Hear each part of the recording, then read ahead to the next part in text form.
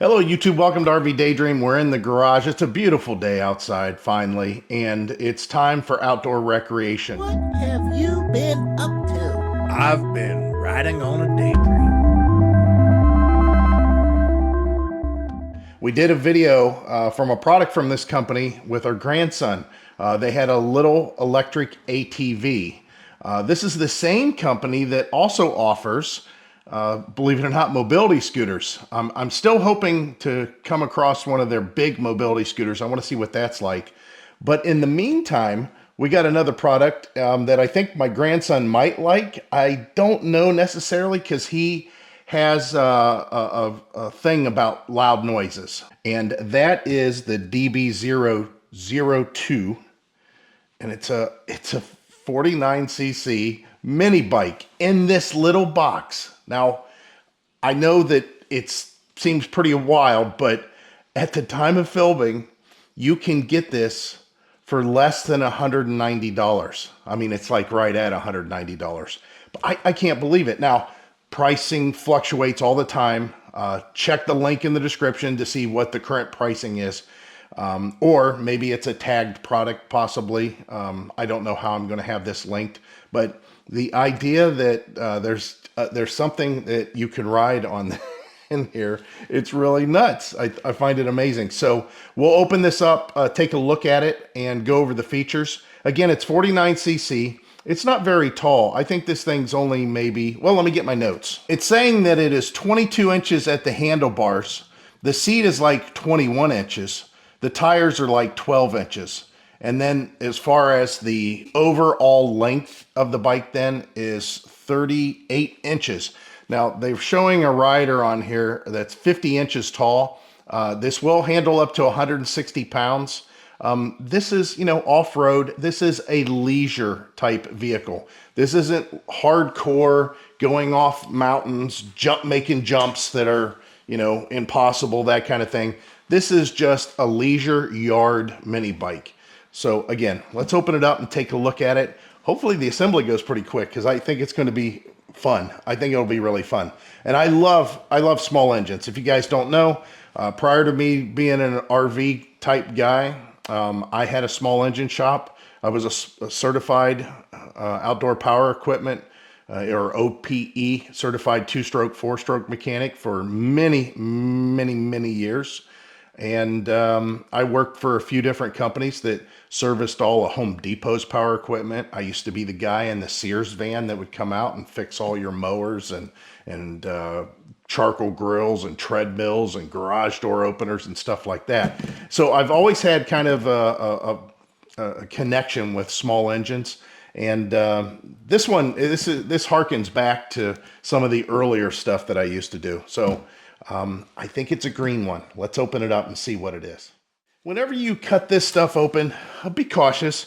I do this and I make sure that as I'm cutting, I'm not cutting into tires, or like the handlebars on some of these bicycles might have been put to where the handlebar cables could loop into the corner, and some of them have hydraulics. You don't want to cut into that. So I'm always cautious with that, but this is what it looks like. The packaging is very good. They had it encapsulated pretty well. There was a couple pieces of styrofoam just like this on the top, and good thing, because I have to say that FedEx beats these up pretty good. Now my local FedEx guy is really good, but he is aware that there's a lot of times that things get beat up that he has no control over. Kind of cool looking so far. We got a chain guard here. We got the engine. You can see the fuel tank's up top, just like a regular. This is a 50 to 1, more than 92 octane gasoline with 10% ethanol. What I would suggest is, if you guys haven't tried it out, again, I'm a 2-stroke mechanic. And even with as many 2-strokes as I used to have, they make premix that you can buy. And I know it might be a little bit more expensive, but if you just want to keep, no fuss, not keeping measuring cups, which I think they include a measuring cup here, if I'm not mistaken. Yeah, check that out. They do offer a measuring cup, but you can imagine what you'd have to do, you know. You have to put your oil in, you have to put your mix of gasoline, which in this case you could see, I don't know how well it's going to come out on camera. They're showing that basically from the bottom of the container up to this line is going to be gasoline. So you'll fill all that with gasoline. And then this last little bit, you'll put in the oil. Make sure you use a good oil. I used to recommend anything that is LEGD, not just LEG, but LEG hyphenated D. It's a ISO certification. It's a very good refined oil, and you'll never have issue with it. Some of these small engines are a little bit more finicky than you might imagine. A lot of people that are mechanics, that are car mechanics, think, oh yeah, I can work on this stuff, and you know, they can't get something running, and the reason they can't is because it's so finicky. Here it is all together. It wasn't very difficult at all. Whenever you get into bikes like this, you know, very inexpensive, anything for that matter, be aware that there's going to be some things that you're going to have to pay attention to. And for example, something as simple as the decals that are on the nameplates here, I had to make sure that they were completely pressed up against there. Some of them weren't all the way on. Something as simple as which I'll flip this around and show you here in a second, but the gas line was out instead of tucked in. And in this case, the chain guard, I had to readjust it. And be careful whenever you're using anything on these screws. They can strip real easy. But I needed to take the chain guard, and it was rubbing on the sprocket. And again, this is all stuff that you just need to check. But let me show you this side of the bike first. Of course, you got a chain guard. You've got your 49cc engine. There's a little clutch in there. Again, that clutch can only handle basically the weight of the bike, the gearing, and a 160-pound person. The front tire goes on relatively easy. It's just a bolt, spacer, wheel, and there's a spacer inside the wheel, and then another spacer, and then a nut. And that's pretty much it, holds it on there. A couple of Allens that hold it on the front, and they do give you a toolkit. Pretty simple. This is for the spark plug change. Here's the Allen wrench that's needed for the assembly, and these wrenches also, again, needed for the assembly. They, you know, make it pretty easy. So all I had to do is basically put the handlebars on, reposition the brake lever, and tighten it down. Tighten, of course, down the handlebars, and then put the front tire on. And that was pretty much it. So again, you get your pre-mix bottle, you get your toolkit, you do get a manual, and there's information in here on what to do, how to put it together. Real basic. I didn't even open it. Again, being a mechanic, a lot of this stuff just makes sense. But again, oh, I'm sorry. I also had to put on this foot pad, the foot peg. And it's loose just like the other one was. These are supposed to be designed to fold up and out of the way instead of hurting someone's foot. Usually they fold back, but you know, obviously you can only do so much with this. The bike itself, you know, it's 40 pounds, not very heavy. Makes it easy to move it around. We'll go ahead and flip it around here for you guys. There you go. Little exhaust pipe right here. Now you got to know that if you've got fuel coming in one way, the exhaust usually comes out the other way on these little engines. Could you put an exhaust pipe on this and go, I don't know, I guess you could. You could put it underneath here a little bit more. They do have a diverter that points down. Be aware that that's going to make a difference whenever you're, you know, as far as performance-wise, if you put a pipe on here. Again, no suspension on this. The suspension is the tires.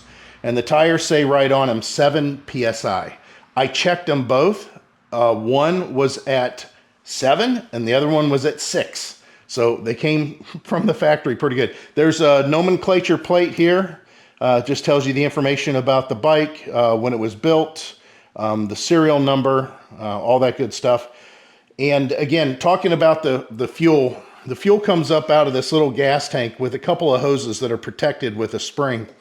And they had this springed hose on the opposite side of the airbox out here to where the pull start was going to be, it was going to be an issue for the pull start. So I just tucked that around. I had to take the air cleaner lid off. There's a little air filter in there. This is your choke and your run. Right now the choke is on, showing on. Of course, your spark plug, this is where you would check your spark plug or change your spark plug.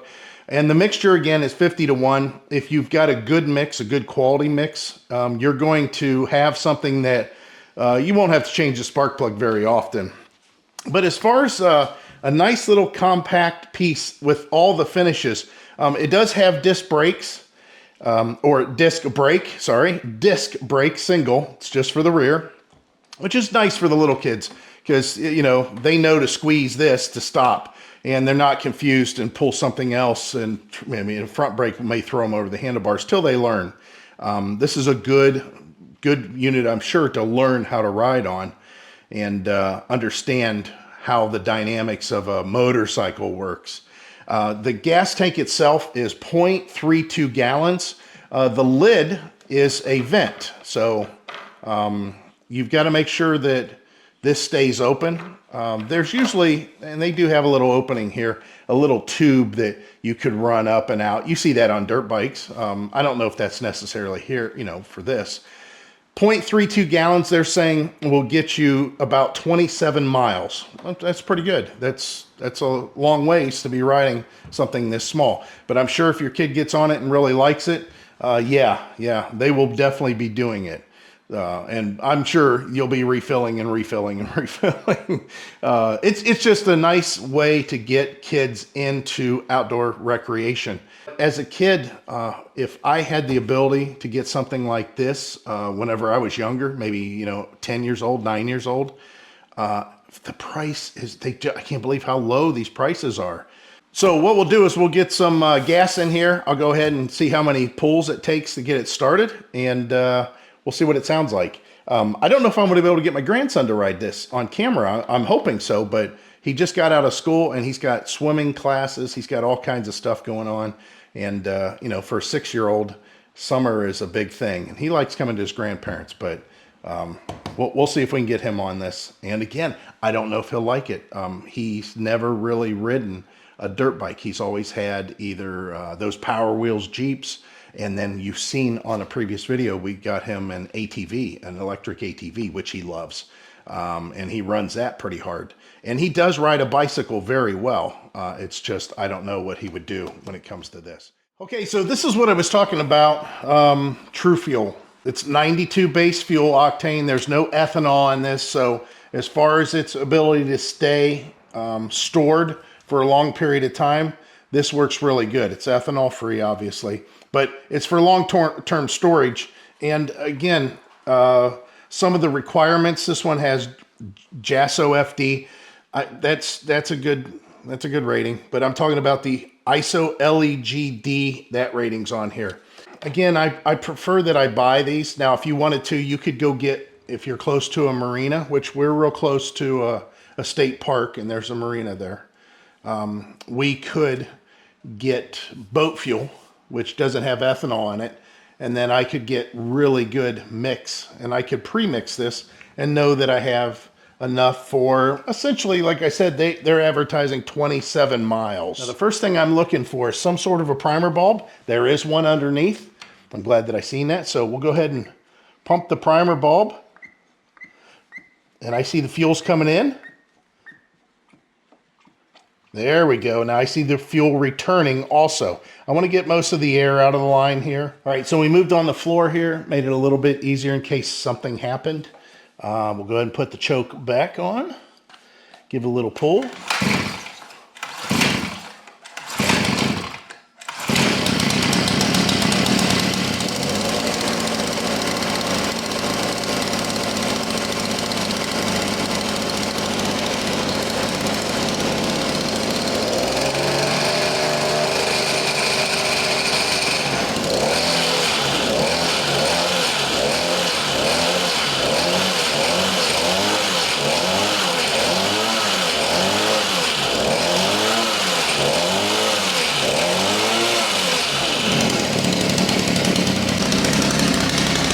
Go ahead and let it warm up here. say it's kind of cool, right? It's got a nice rumble to it. I mean, it sounds like a dirt bike.